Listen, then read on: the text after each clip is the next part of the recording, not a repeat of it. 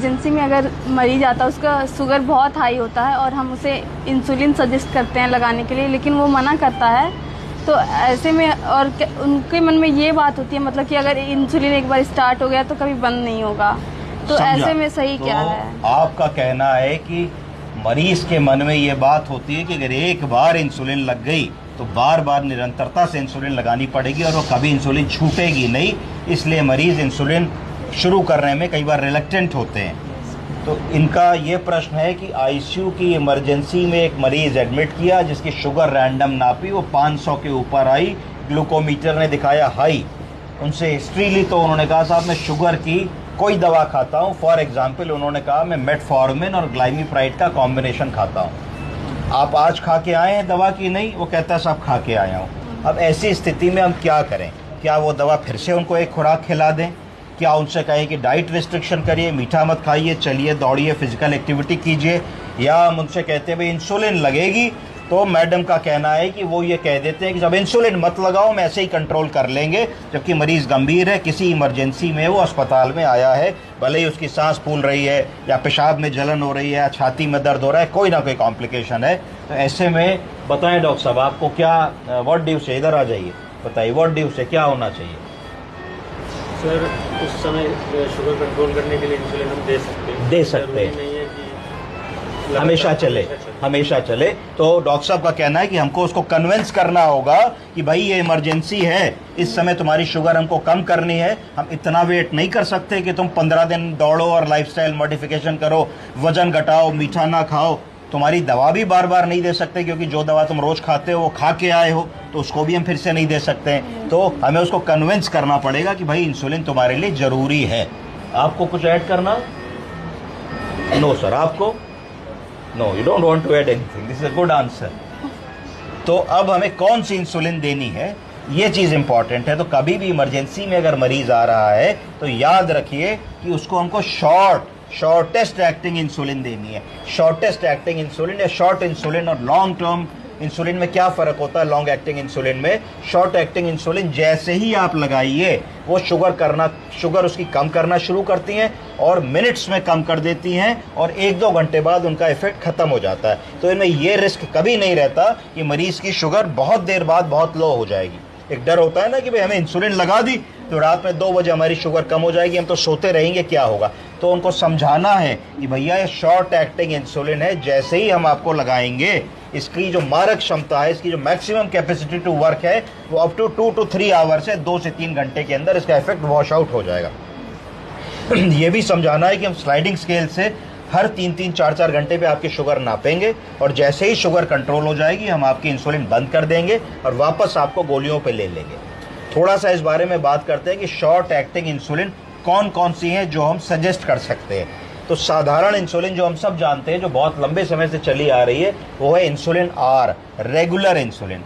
कौन सी? Regular insulin, soluble insulin, regular insulin. R vial आता है, पेन भी आते हैं, सस्ती इंसुलिन होती है, खटाक से आपने उसको 5 यूनिट 10 यूनिट स्लाइडिंग स्केल के हिसाब से अपने डॉक्टर से पूछ के ली।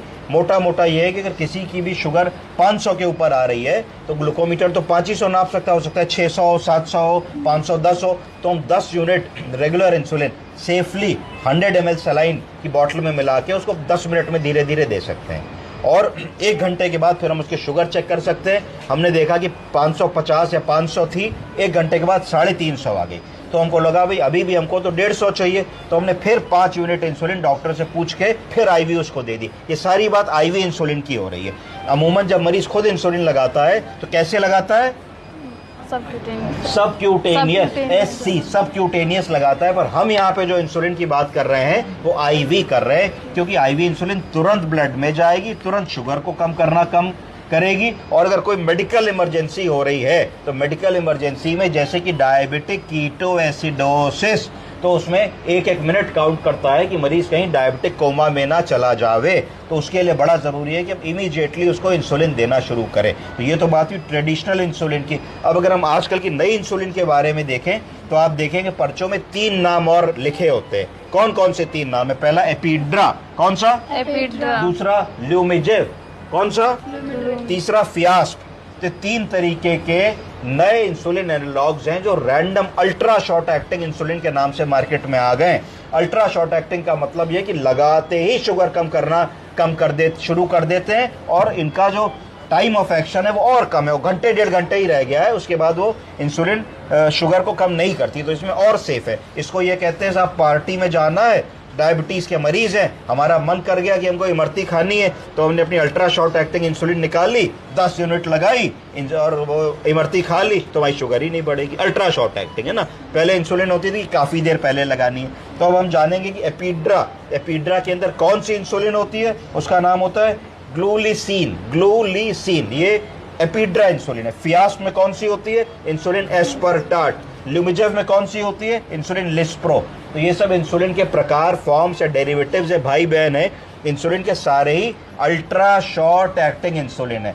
आईसीयू में, इमरजेंसी में कभी भी हमारे पास अगर मरीज आएगा तो उसको लॉन्ग एक्टिंग इंसुलिन नहीं देंगे, गोली नहीं देंगे। क्यों नहीं देंगे? क्योंकि अगर आपने एक OHA ओरल हाइपोग्लाइसेमिक एजेंट खिला दिया तो उसको आप 12 घंटे से पहले रिपीट नहीं कर सकते। आपके हाथ बंद गए, अगर उसकी शुगर कम नहीं हो रही है तो कैसे आप 12 घंटे तक उसकी शुगर कम करोगे? आप ये नहीं ना कह सकते कि भाई रहने दो 500 कल देखेंगे।